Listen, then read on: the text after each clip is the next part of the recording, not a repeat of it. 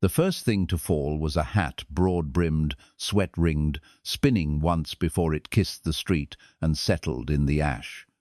Above it, sky the color of a cooled gun barrel. Smoke pulled slow ribbons over the roofs of dry water, and the wind, like a quiet usher, carried the smell of frankincense and scorched pine from the church on the hill. Someone had opened the sanctuary doors wide. From the road, the baptismal font shimmered with heat, catching embers like dying fireflies. Wyatt Kane stood at the edge of town with a traveller's stillness, as if he'd been carved out of twilight. He tasted soot, adjusted the weight of the saddlebag over his shoulder, and listened. A bell struck once, then quit the iron tongue choked by smoke, or by a hand. "Dry water," he said to the wind. "You remember me?" No one answered, unless you counted the lone horse stamping at the hitch rail outside Rosa's saloon, or the whisper of paper, wanted circulars and church broadsides peeling themselves off the notice board. He could have turned around. A smart man would have. But men like Wyatt never did the smart thing when a face like Lila Marrow's lived in the memory. He moved down the main street, booth heels tapping slow, eyes cutting right and left. The storefronts were intact, but the town felt abandoned, the way a stage feels after the orchestra goes silent. Through the saloon doors, light lay quiet on polished wood. Rosa Delgado stood behind her bar with a damp rag, and the kind of calm you wear like a shawl when the world is determined to shake you. "You missed the sermon," she said, not looking up. "Never been much for sermons." "You'll get one anyway," she replied. "Dry water's giving those out free today." Wyatt reached the bar. Rosa finally lifted her gaze. Her eyes were smoky amber, like a glass of good whiskey in lamplight. "You're late, Kane. Wasn't invited." "Nobody invites wildfire either." She nodded toward the open doors. "Church went up this morning. Reverend Abram says it's arson. Deputy Boone says it's God's judgment.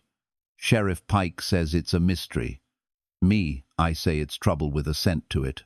"What scent?" Rosa set down the rag. "Wedding flowers." The word tilted the room for a breath, the floorboards, the mirror behind the bottles, Wyatt's pulse. He let his palm rest on the worn bar and remembered Lila's hands, small and firm on his, as they knelt in a secret dawn, a parlor window glowing thin with light. He remembered the preacher's house quiet as a grave, the hush between their vows, simple words whispered like contraband. "Who got married?" he asked, though the answer had bones and breath and a summer-lark laugh in his chest. Rosa's smile held. "You ask like a stranger. Dry water knows different." Wyatt said nothing. Outside, the wind nudged the swinging doors and sent a sheet of ash across the threshold. Rosa poured water from a pitcher and pushed the glass toward him. He drank, and the desert cooled a little. "Pike's looking for you," she said. "So is Boone, but for another reason." "What reason's Pike got?" "The one with a badge. Order. Answers. Protection for a town that thinks sin is something you can sweep off a step." "And Boone?" Rosa shrugged, her earrings trembling like small spurs. "He keeps his own ink, writes names in a ledger only he reads." The saloon's piano threw a dull reflection in the mirror. On its top, a sprig of dried lilies lay in a loop of twine. Rosa saw him notice. "Rehearsal bouquet," she said softly, "for a wedding that wasn't supposed to be." He set down the glass. "Where is she?" Rosa's gaze flicked to the street, then to the ceiling, as if the answer might be nailed up there with the rafters. "Ask the bell," she said. "It rang once at dawn. Folks say the Reverend found a paper pinned to the church door with a blacksmith's nail." "A paper? License." She tipped her chin toward him. "Signed and sealed. Forbidden made official." The door swung wider and let in the outline of Sheriff Harlan Pike, tall in a dusted coat, hat brim pulled low. He stopped just inside and took the room in with tired eyes. Time had weathered him, but not broken him. His voice arrived first, even and careful. "Wyatt." "Sheriff, I was hoping the smoke would keep you away." It never did. Pike came to the bar, removed his hat and held it close. "I've got a town ready to fracture on rumor. Reverend Marrow's preaching fire. Deputy Boone's promising justice. And I've got a tinderbox that says 2 people crossed a line the town drew in chalk and dared the rain to fall. Wyatt kept his hands easy and visible. Where is she? Pike studied him. If I take you to her, you tell me the truth. I can try. That won't do, said a new voice, thin and tight as a wire. Deputy Silas Boone slid out of the shadow by the staircase, badge clean, boots cleaner, fingers resting near the handle of the iron at his hip. Try is for drifters, truth is for husbands and fathers. Rosa's rag stilled. It's a saloon, Silas, not a gallows. Boone smiled without warmth. That depends on the day. He let his gaze crawl over Wyatt. You look like a man who's misplaced a ring. Wyatt felt the room narrow. The secret dawn, the whispered vows, the kiss that smelled faintly of apple skin. Forbidden, yes, but marriage all the same. He breathed once. Steady. You got something to say it. Boone lifted a folded paper and let it blossom open. The county seal winked red through soot. A license, he said, and a name, Lila Marrow. The other lines, untidy, smudged like a man scared of ink. Silas, Pike warned. Boone ignored him. Church burns, a license appears, the preacher's daughter vanishes, and a drifter shows up with ash on his boots. He tucked the paper away. Seems God's bell tolled a confession at dawn. From the hill came a faint sound. The bell again, fighting smoke, ringing twice this time like a heartbeat struggling under water. Rosa's eyes went to Wyatt. Pike turned toward the door. Boone's hand drifted closer to iron. Rosa whispered, "If you go up there, you won't come back the same." Wyatt reached for his hat. The brim was warm from the room's breath. He set it on his head, the world settling under its shadow. "I didn't come to stay the same." He stepped toward the light, and the town, hushed and watching, drew a breath with him. Outside, ash lifted off the street in a small whirlwind and climbed toward the church like a spirit that knew the way. "Wyatt," Pike said, "whatever you did or didn't do, it's bigger than 2 names on paper now." Boone added, soft and pleased, "Run if you like. I count to 10 slower than most." Wyatt's boots found the porch. The bell tolled a 3rd time, clearer, like a signal thrown across a canyon. Then, from the hill, a single sharp sound snapped the morning in half.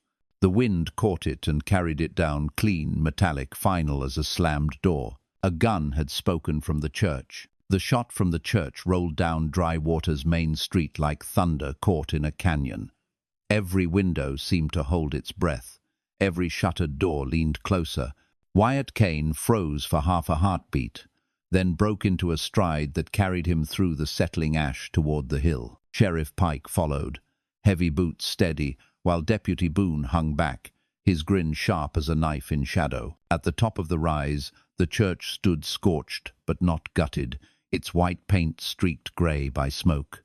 The bell swung once more, releasing a final hollow clang before falling silent. On the front steps knelt Reverend Abram Marrow, hands folded around a black leather Bible. His eyes, red from smoke and fury, lifted as Wyatt approached. "You dare come here," the preacher rasped. On this day of ruin, Wyatt's breath was thin but even. "Where is she?" Reverend Marrow rose with the creak of age and anger. His robes, singed at the hem, flapped against the cinders. "My daughter is no longer yours to speak of. Whatever madness tempted her, I'll burn from her soul like I'd burn rot from timber." Sheriff Pike laid a hand on the preacher's arm. "Abram, enough. We don't yet know who set the fire." "I know," the Reverend snapped, glaring at Wyatt. "The devil walks in boots, carrying ash in his coat." Wyatt stepped closer, the brim of his hat shadowing his eyes. "You want to call me devil, fine, but devils don't sign papers with county seals. Where's Lila?" The church door creaked open, and Jedediah Crow, the blacksmith, filled the frame. His shirt was dark with soot, his arms blackened as if he'd wrestled fire itself. In his huge hand dangled a small silver chain, its locket scorched but intact. He held it out to Wyatt without a word. Wyatt's fingers closed around the locket. He knew the feel of it before he opened it. Lila's smile pressed inside, a tintype no bigger than a thumbprint. His throat tightened. "She was here," Jed said, voice low as a forge bellows. "When the fire started, I pulled her out, but—" He hesitated. "She ran." "Ran where?" Wyatt asked. "Toward the river flats. Said she had to fetch proof before the town swallowed her whole." Boone's voice slid in behind them, smooth and mocking. "Proof of what? That a drifter whispered sweet nothings into a preacher's house? That she bound herself to Kane's brother under God's nose?" Wyatt turned, heat flashing in his eyes. "You got a ledger full of debts, Boone. Don't write her name in it." The deputy's hand brushed his revolver. "Maybe I already did." Before Wyatt could answer, Rosa Delgado came riding hard up the hill, skirts gathered, hair loose as storm clouds. She slid from the saddle, eyes wide. "It's spreading," she panted. "Not the fire, the rumor. Half the town saying Lila lit the church herself, and the other half's ready to hang Wyatt for handing her the match." Pike cursed under his breath. "If they turn mob, we lose this town to ash faster than flames ever could." Rosa touched Wyatt's arm, urgent. "Find her before they do. If the story's hers to tell, let her speak it herself." The preacher's voice cut like a whip. "If you find her, Kane, you'll only lead her deeper into damnation." Wyatt looked down at the locket, then at the road rolling out toward the river flats. Ash swirled around his boots like the ghost of vows spoken at dawn. He slid the chain into his pocket, jaw set. "She's my wife," he said simply. The words landed heavier than any gunshot. The preacher staggered, color draining from his face. Pike's eyes widened. Rosa drew in a sharp breath, and even Jed shifted uneasily. Boone's smile stretched thin and cruel. "There it is. The confession Drywater's been craving. And when the town hears, you won't make it 3 steps before rope finds your neck." Wyatt tipped his hat lower, readying himself. "Then I best make those 3 steps count." From the flats below, carried faint on the wind, came a scream high, desperate and unmistakably Lila's. Wyatt's hand closed on the grip of his Colt, and the world narrowed to a single choice: run to her, or be consumed by the fire of a town already writing his epitaph. The scream drew Wyatt Kane off the church hill like a bullet finding its mark. He bolted down the slope, coat snapping behind him, boots hammering the dust. The others followed at distance, Pike cursing the pace, Boone shadowing like a vulture, waiting for carrion. Rosa stayed close enough to keep him in sight, her horse kicking up a storm of grit. The river flats spread wide, where the Rio Seco wound sluggish and brown through cattails and driftwood. Evening bled down the horizon, red streaks turning the water to a sheet of tarnished copper. Somewhere among the reeds, another cry echoed Lila's voice, thin but alive. "Lila!" Wyatt shouted.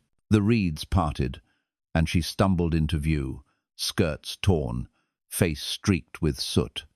Her hands clutched a bundle wrapped in oilcloth, hugged tight against her chest. When her eyes found Wyatt's, something like relief broke across her face, then fear followed fast. "Wyatt, you shouldn't have come." He reached her, catching her shoulders.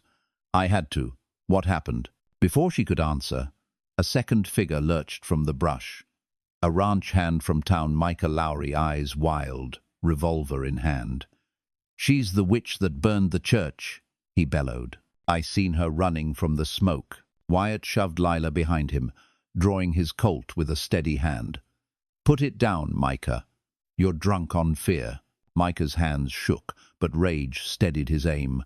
"Preacher said she's damned, and I'll do the Lord's work." A shot cracked, not from Wyatt but from the hill. Micah's hat flew, spun into the dust, and his pistol clattered from nerveless fingers. He fell to his knees, clutching a scorched ear. Boone strolled into view, smoke curling from his barrel, grin sly. "See," Boone said, "justice arrives quicker when I'm the courier." Pike stormed down, fury in his voice. "Silas, that was near murder." "Near don't count, Sheriff. He's breathing, ain't he?" Boone holstered his iron slow, eyes never leaving Wyatt. Lila pressed the oilcloth bundle to Wyatt's chest.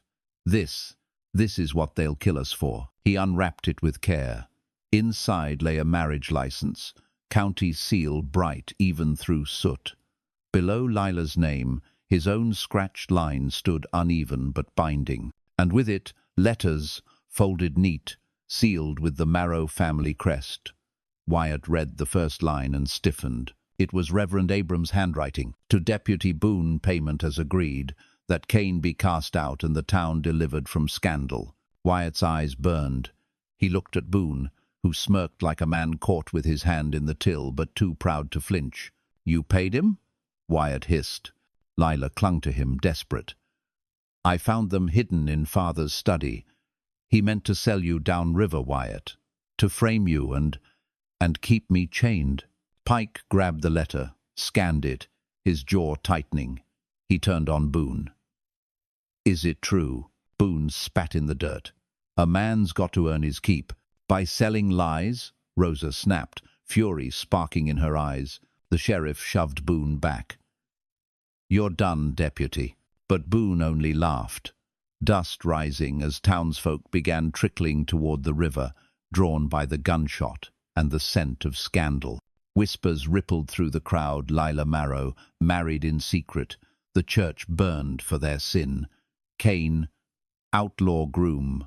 The Reverend himself descended the hill, robes trailing ash, voice booming like thunder over the gathering. "Behold them, daughter and drifter, chained in forbidden vows, dragging fire upon us all." The crowd stirred, restless, hungry for blame. Wyatt tightened his grip on Lila's hand. "We can tell them the truth. Show them the letters." Lila's voice broke. "Truth don't matter when the mob's already lit." The first stone flew not at Wyatt but at Lila. It struck her shoulder, and she gasped. Wyatt raised his gun skyward, firing once. The crack silenced the crowd, smoke curling like a warning. "She's my wife!" Wyatt shouted, voice carrying over the river's hush. "And if you come for her, you come through me." For a breath, stillness reigned. Then Boone's voice sliced it open. "Then through you it shall be." The mob surged forward. If you enjoy this story, don't forget to like, share, comment, and subscribe for more tales from the Wild West. The mob poured forward like a flash flood, faces twisted by smoke and rumor, fists clutching stones, clubs, and the barrels of half-rusted shotguns. Wyatt Kane shoved Lila behind him, the Colt in his hand steady as a preacher's cross. The crowd halted, not from mercy but from the sight of a man willing to burn with the fire around him. Sheriff Pike raised both arms, his voice straining. "Hold! You'll not spill blood on this riverbank, not while I wear this badge." But Reverend Abram Marrow's booming tone carried louder, hotter. "He bewitched my daughter, stole her purity, burned our church, and now waves iron against his own neighbors. You call that innocence, Sheriff? I call it damnation." The crowd roared, pressing tighter. Rosa Delgado stepped between Wyatt and the mob, her velvet voice like a whip crack. "You fools! You're letting lies lead you by the nose. That man," she pointed at Boone, "lined his pockets with the Reverend's silver to smear Wyatt Kane, and I'll stake my saloon on it." All eyes turned. Boone smirked, adjusting his badge as if it still held weight. "Saloon words ain't scripture." Sheriff Pike shoved the letters high for all to see. "Scripture or not, here's the Reverend's hand promising Boone coin for a man's ruin. You want justice? Read it yourself." A ripple cut through the mob doubt, thin as water but growing. The Reverend's face twisted. "Lies, forged lies, forged by your own pen," Pike snapped. "Abram, I've known your hand since you signed the town charter." For a moment, silence hung heavy as smoke. Then Jedediah Crow, the blacksmith, rumbled forward. "I seen Boone meeting Marrow behind the church at night, passing coin like smugglers. Thought it weren't my place. But now," his fists clenched like anvils, "now I say it's my place." The mob shifted. their fury bending no longer clean against Wyatt, but splintered between preacher, deputy, and doubt. Lila's voice rang clear, trembling yet strong. "I didn't burn the church. I wanted only love. Wyatt and I, we're married before God, no matter who would tear the paper. If you hang us, you hang the vows you claim to honor." Her words struck deeper than iron. A few townsfolk lowered their stones. Others muttered, "Uneasy."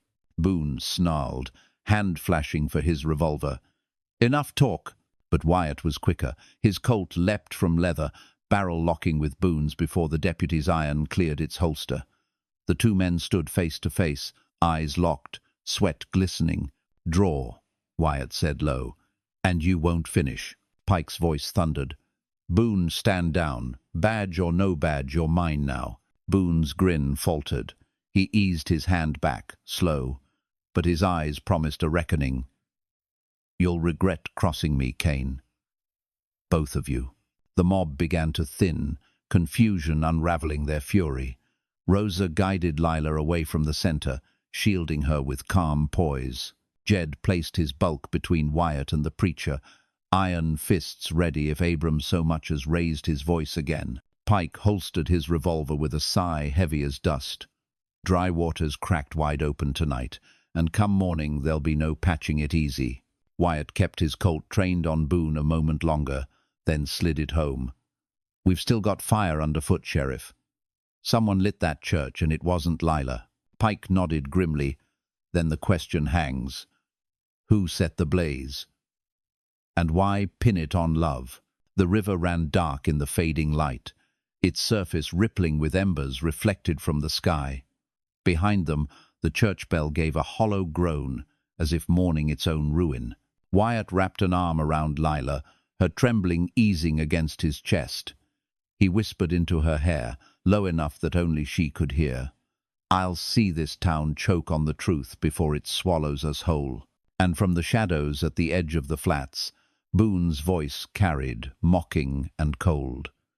"Truth don't choke towns, Kane. Fire does. And you've only just begun to smell the smoke." Night settled over dry water like a wool blanket, heavy and stifling.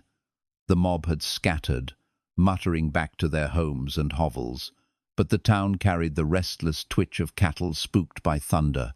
Lamps flickered in windows, shutters slammed, and whispers skittered like rats through the alleys. Wyatt Kane walked Lila to Rosa's saloon, the safest ground left. Rosa bolted the doors and drew the curtains. Inside, lamplight painted their faces in gold and shadow. Jed Crow stood guard by the door, arms crossed, his presence as solid as the anvil back at his forge. Sheriff Pike paced near the bar, hat in hand, eyes shadowed with worry. Rosa poured whiskey into 3 glasses, her hands steady. "The town's split, Sheriff.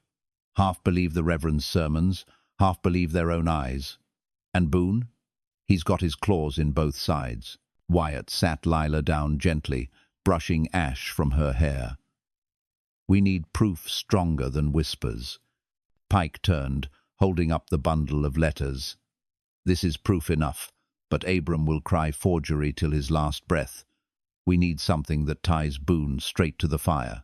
Jed rumbled, "Fires don't start themselves. Someone struck the match. I seen tar barrels missing from the smithy shed. Thought they were stolen by drifters, but now I reckon otherwise." "Tar?" Wyatt said, eyes narrowing. Jed nodded. "Boone's handwriting's all over requisition slips for supplies last week. Claimed it was for road repairs." Rosa leaned in, voice low. "If Boone lit that church, he won't leave the evidence lying around. But I've kept his tabs for years. He drinks loose when he thinks no one's listening." Pike grunted. "A confession in whiskey ain't worth a bullet in court." Wyatt's voice cut through, calm but edged. "Doesn't need to be caught. Needs to be the people. If they hear Boone's own words, they'll know." The saloon's floorboards creaked. Lila rose, clutching the scorched locket at her throat. Her voice trembled, but her eyes shone with resolve. "We can't just wait. Boone will strike again. My father—" She swallowed. He'll side with Boone until there's nothing left of me but shame. Rosa squeezed her hand. Child, you've got more steel than your father ever prayed for. From outside came the faint jingle of spurs, the hollow clop of boots on wood. Then a voice, smooth as oil. Funny thing about secrets, they echo through saloon walls. Boone. Jed's hand went to the iron bar he'd pulled from the smithy, ready to break skulls. Pike motioned him still. The deputy's silhouette appeared in the doorway window, hat brim low, a cigar ember glowing like a devil's eye. I hear tell you're spinning stories of tar and fire. Dangerous talk. Might get a saloon burned down next. Rosa snapped. You wouldn't dare. Boone chuckled. Wouldn't I? This town's tinder, and all it takes is one spark. And tomorrow, when folks wake to ashes, they won't remember tar or letters. They'll remember Kane and the preacher's girl hiding in a saloon bed. Wyatt stood, hand brushing his colt. You've run out of shadows to crawl in, Boone. Boone tapped ash from his cigar, slow. Not yet. Tomorrow's Sunday. Abram's calling a gathering at the square. He'll lay your sins bare, Kane, and the mob won't just throw stones this time. He leaned closer to the glass. Better pray you can outrun rope. The deputy's boots faded into the night, leaving silence broken only by the thud of Rosa's heart against her ribs. Pike set his jaw. He means it. Come morning, the whole town'll be waiting. If we don't turn the tide, you'll hang before sundown. Wyatt looked to Lila, then at the bundle of letters. Then we show them truth, loud enough to drown the Reverend's sermon. Lila touched his hand, fierce despite her trembling. Together. Outside, the church bell groaned again, though no hand pulled its rope, as if the metal itself remembered fire and warned of another to come. Sunday dawned red, a sky bruised by smoke that still drifted from the blackened church timbers.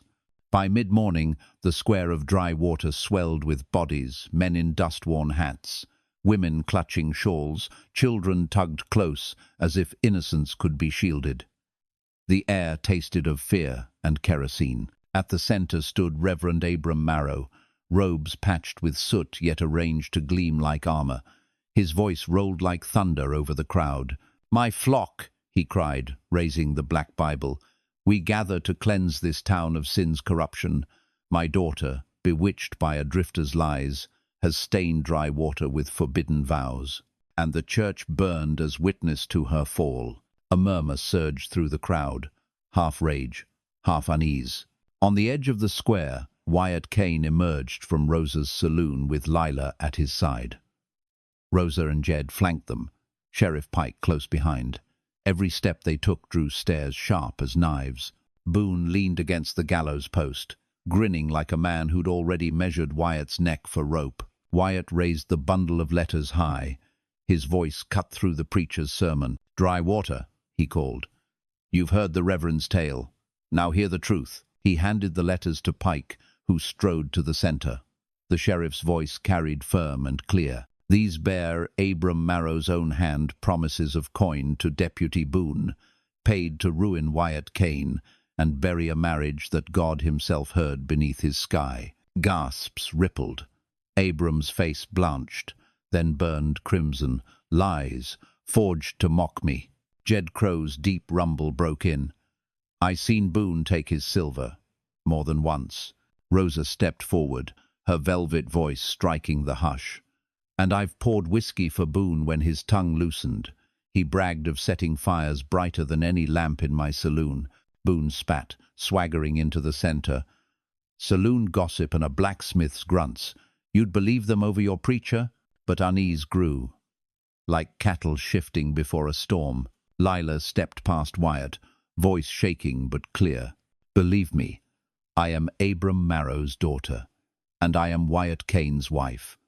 Our vows were not sin, they were love. If love is fire, then it was you, Father, who handed the match." The square erupted, half-shouted shame, half-shouted doubt. Some clutched stones again, but others let them fall. Abram roared, veins straining. "Silence, girl! You are no daughter of mine." Wyatt's arm wrapped around her shoulders, holding her steady. his voice cut like a blade. "She'll always be your daughter. And my wife. That's truth.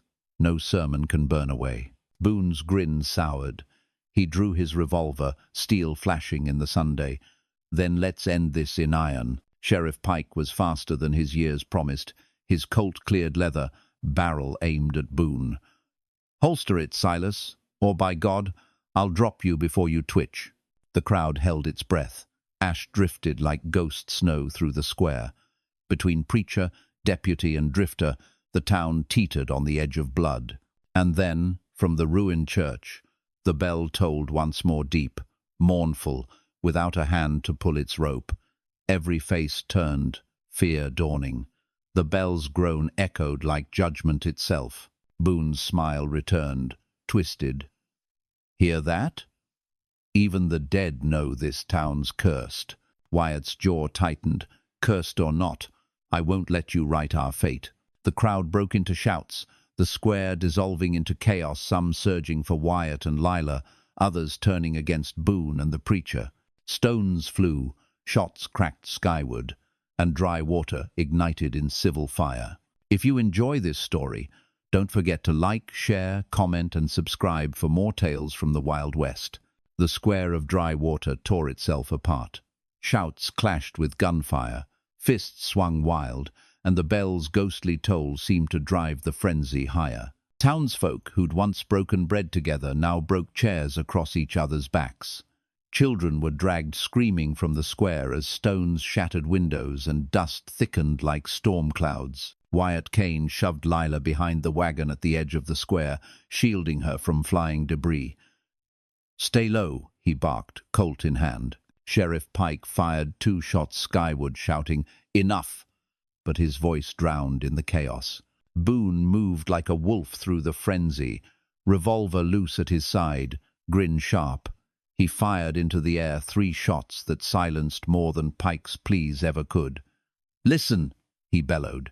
"Your sheriff's weak, your preacher's shamed. Only Boone stands to keep order." The mob's eyes turned, desperate for a leader in the madness. Some cheered, others cursed, but all listened. Abram Marrow stumbled into the fray, robes torn, sweat streaking his face. "Do not follow him," he screamed. "God speaks through me." A rock struck his temple, and he crumpled to his knees. The preacher's blood smeared his Bible, crimson against black. Rosa rushed to Wyatt and Lila, pistol drawn from beneath her skirts. "The town's tearing in two. We've got to move." Jed Crow barreled through the square like an ox, swinging his iron bar. He cleared a path to the wagon, shouting, "Out the north road! I'll hold the rest!" But Wyatt's eyes locked on Boone. The deputy stood atop the gallows steps now, revolver raised, a false prophet with fire in his eyes. "Bring me Kane and the girl," Boone roared. "We'll hang 'em here and now, and dry water will be cleansed." The mob surged toward Wyatt. Pike fired again, grazing a hat brim. "Fall back, Kane," he shouted.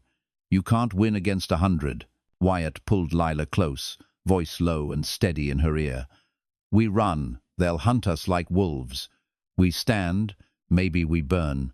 But truth burns brighter." Her eyes shone with fear and fire. "Then let's burn together." The wagon rattled as Jed lashed the reins. Rosa fired a warning shot, scattering the closest townsfolk.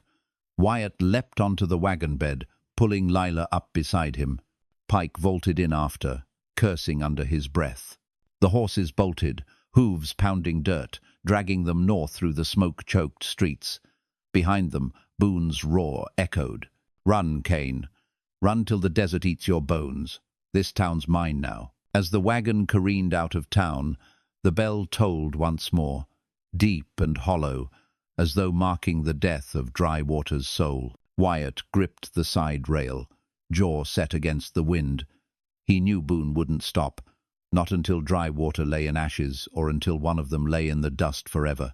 And in his chest, against his heart, the scorched locket pressed like a promise he meant to keep. The wagon thundered across the flats, hooves throwing dust that rose like smoke in the rising heat. Wyatt Kane clung to the side rail, eyes cutting back at Dry Water. The town lay behind them, boiling in chaos, its bell still tolling, though no rope was pulled. Lila pressed against him, her breath sharp, her hands trembling around the oilcloth bundle. Rosa held the reins, driving the horses with a saloon-keeper's curse, while Jed Crow's massive form swayed in the wagon bed like a tower of iron.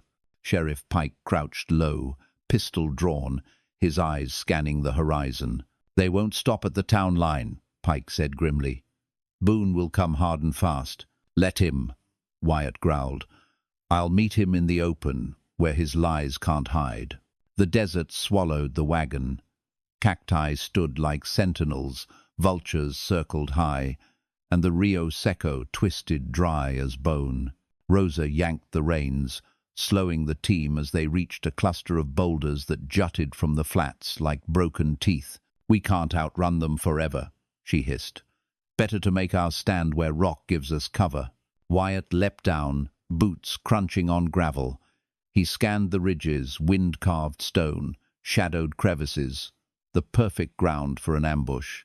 His colt felt heavier, as if the desert itself demanded blood. Lila followed, clutching his arm. "We can't fight the whole town." "We won't," Wyatt said. "We fight Boone. Cut the head. The snake dies." Jed unstrapped a rifle from the wagon, the wood worn smooth by years of work. "Then let me be your wall." The sheriff raised a hand. "No killing if we can help it. The law still breathes out here, even if it chokes in dry water." Wyatt's eyes met his, hard. "Law won't save her. Truth will." The wind shifted. Hoofbeats thundered on the horizon. Dust rose like a storm cloud. Boone and his riders, at least a dozen strong, galloping hard. At their head, Boone's silhouette gleamed, revolver raised high like a standard. "Wyatt Kane," Boone's voice carried across the flats. "Come out and die like the outlaw you are." Lila stiffened, clutching the locket at her throat. Wyatt pulled her close, whispering, "This ends today." He stepped forward into the open, hat brim shadowing his eyes, Colt at his side. The desert seemed to hold its breath. Boone reined up, dust swirling around his horse's legs, his grin cut white against the sunburnt sky. "You're alone, Kane. A handful of drifters against the word of a deputy and a preacher. Dry water won't remember your love, only your noose." Wyatt raised his voice, clear and sharp. "Dry water will remember who burned its church, who took silver to bury truth. You're the noose, Boone, and today I'll cut it." The riders murmured, uneasy. Doubt spread like cracks in glass. Boone's grin faltered for the first time. Then the first shot rang. Boone's, wild and hot, sparking against stone. In an instant, the desert roared alive. Rifles cracked, bullets whined, horses screamed. Jed's rifle thundered, dropping a rider. Rosa's pistol barked sharp, scattering another. Pike fired measured shots, each one driving Boone's men back. Wyatt strode forward through dust and fire, Colt steady, eyes locked only on Boone. The desert had chosen its duel. The desert sky turned black with smoke and dust, vultures circling as if they already knew the ending. Bullets split the air, sharp and merciless. Jed Crow's rifle cracked like thunder. Rosa's pistol flashed bright. Sheriff Pike fired with the discipline of a man who'd lived too long by the law. But Wyatt Kane saw none of it, his eyes locked only on Silas Boone. The deputy moved through the chaos with a predator's grace, revolver blazing, his men scattering around him like wolves loosed from the pen. He fired wild at Rosa, cursed Pike, ducked Jed's bullets, but every time the smoke cleared, his grin sought Wyatt. Wyatt stepped into the open, Colt raised, his boots slow and deliberate in the dust. "Boone," he shouted, voice carrying above the din. "It's me you want. Let's finish it without the crowd." Boone wheeled his horse, eyes flashing, grin cut cruel. "I'll finish it with the crowd watching. Dry water'll sing of the day Boone hung Kane on the desert wind." Wyatt's Colt roared, a bullet sparking off Boone's stirrup. The deputy's grin faltered. He dismounted in a swirl of dust, walking forward, revolver twirling. the two men closing distance until the fight belonged to them alone. Behind them, gunfire dimmed, each side faltering, watching. Even Rosa held her fire, lips parted, eyes wide. Jed froze mid-reload. The desert itself seemed to hush. Boone spat in the dust, lifting his revolver level with Wyatt's heart. One step closer, and you won't take another. Wyatt tipped his hat back, his face hard as sun-baked stone. One step closer's all I need. The two men circled, boots grinding in the gravel, vultures crying overhead. Boone's smirk twitched. "Lila'll bury you with her own hands." Wyatt's voice cut like a knife. "If she buries me, she buries a husband. If she buries you, she buries a snake." Then silence. Just the wind, the birds, the heavy thump of blood in every ear. Two shots cracked as one. Dust plumed, horses shrieked. Boone staggered back, his hat flying, blood striping his sleeve. Wyatt stood unshaken, smoke curling from his Colt. Boone snarled, firing again, but Wyatt's second shot struck true, spinning the deputy to the ground. His revolver clattered to the dirt, his grin gone at last. The mob of riders faltered, watching their leader bleed into the desert sand. Some fled, spurring horses hard. Others dropped their guns, eyes wide with fear. Sheriff Pike stepped forward, voice iron. "It's over. Lay down arms." The desert fell silent but for Boone's ragged breath. He clawed at the dust, eyes blazing at Wyatt. "This ain't over. Dry water'll burn before it bows to you." Then his hand stilled, his eyes glazing as the sun dipped behind the ridge. Wyatt lowered his Colt, chest heaving. Around him the desert exhaled, the battle broken. Rosa dropped her pistol. Jed sagged against his rifle. Pike bowed his head. Lila ran to Wyatt, throwing herself into his arms. He held her tight, the locket between them pressing like a brand. The vultures wheeled lower, but not for him. Not today. If you enjoy this story, don't forget to like, share, comment, and subscribe for more tales from the Wild West.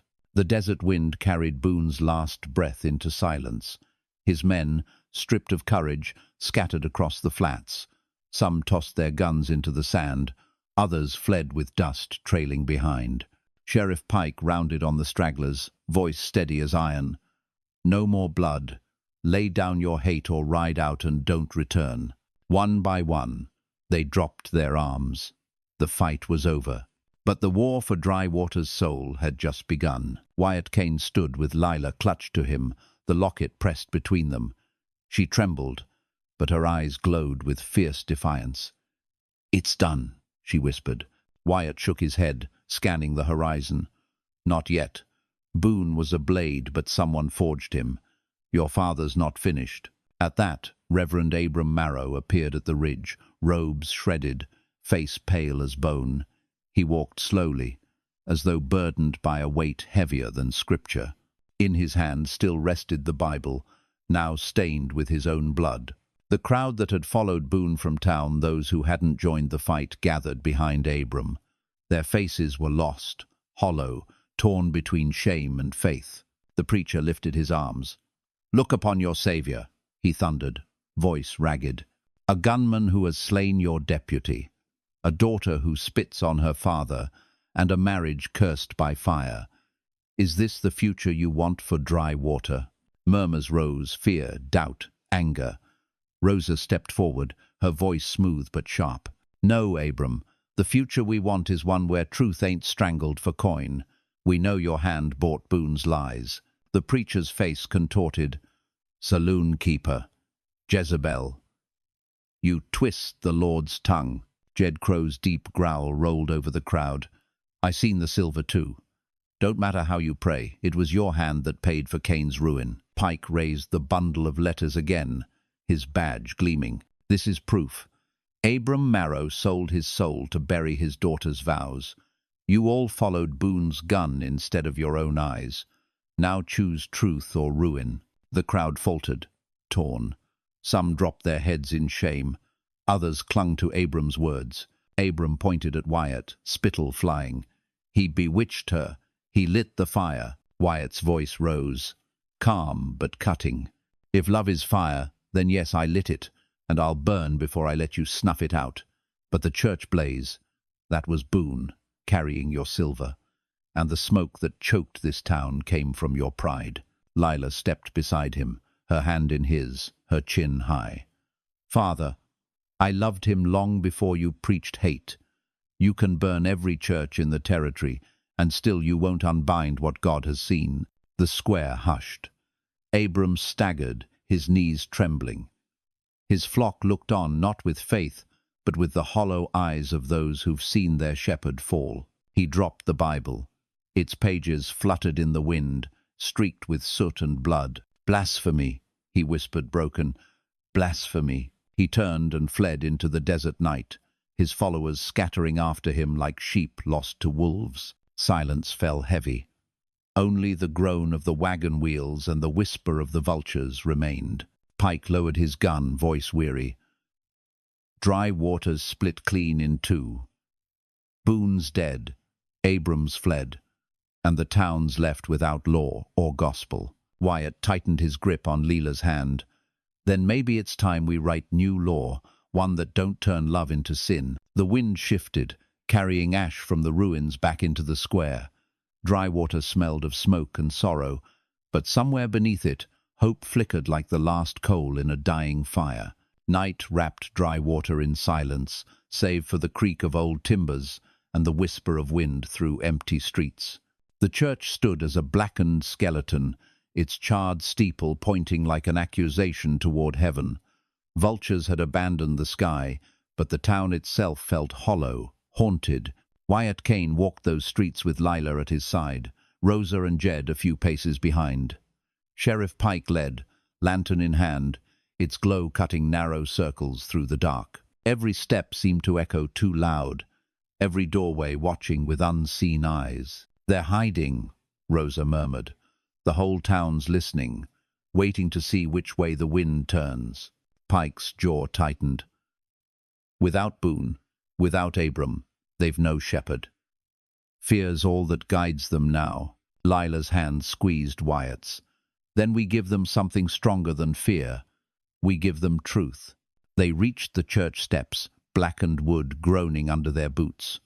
Wyatt pushed the door, and it swung open with a mournful cry. Inside, the pews were charred husks, the altar a ruin. The baptismal font glimmered faintly with collected rainwater, reflecting embers still clinging to the rafters. Wyatt touched the font's rim. This is where it started. Smoke, fire, lies. If we're to end it, it ends here. A figure stirred in the shadows. From the far corner, Abram Marrow emerged, robes tattered, eyes burning fever-bright. His Bible was gone, replaced by a revolver trembling in his hand. "You've taken my flock," he rasped. "You've taken my name, my daughter, my town. But God gives me one bullet left, and it's enough." Lila stepped forward, voice breaking. "Father, stop. This isn't God's will, it's your pride." "Silence." Abram's hand shook, barrel wavering between her and Wyatt. "If I end him, the spell breaks. You'll be clean again." Wyatt didn't reach for his Colt. His voice came calm, steady. "Shoot me if you must, Abram. But the fire you lit won't die with me. It'll swallow you whole. And you know it." The preacher's breath came ragged, sweat streaking his soot-stained face. His eyes flicked between Wyatt's calm and Lila's tears. His finger trembled on the trigger. Then Jed moved, stepping between them like a wall of iron. His voice rumbled low. "Put it down, Reverend. You can't hammer love into dust, no more than I can hammer smoke into steel." For a heartbeat, Abram's resolve cracked. His knees buckled, the revolver clattering to the floor. He sank into the ashes of his ruined church, weeping into his hands. The silence that followed was heavier than any gunshot. Pike bent, retrieving the fallen weapon. "Your fight's done, Abram. Whatever justice you face now, it won't be in your hands." The preacher did not answer. His sobs echoed against the hollow rafters, the sound of a man undone by the weight of his own sins. Lila pressed against Wyatt, tears streaking her smoke-stained cheeks. "It's over," she whispered. Wyatt wrapped her close, eyes fixed on the ruined altar. "No," he said softly. "Not until this town learns to rise from its ashes. Not until they see what truth costs." Outside the bell tolled once, though no hand touched its rope. One deep, hollow note, as if the desert itself marked the fall of a shepherd and the birth of something new. Dawn rose slow over dry water, spilling gold across the ruins.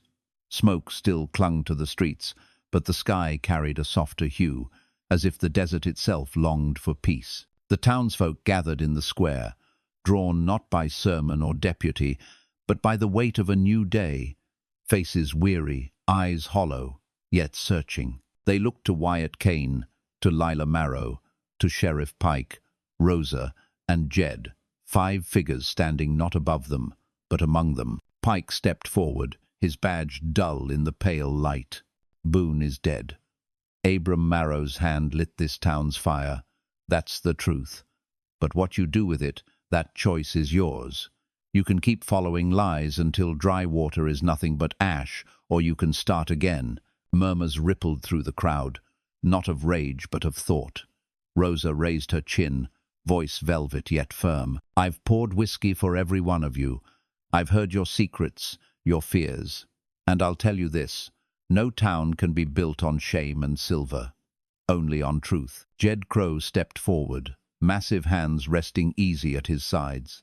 "I'll give my hammer to rebuilding, not the church Abram burned in his pride, but a hall where all voices stand equal. Steel's only as strong as the fire that tempers it. Maybe we've had our fire."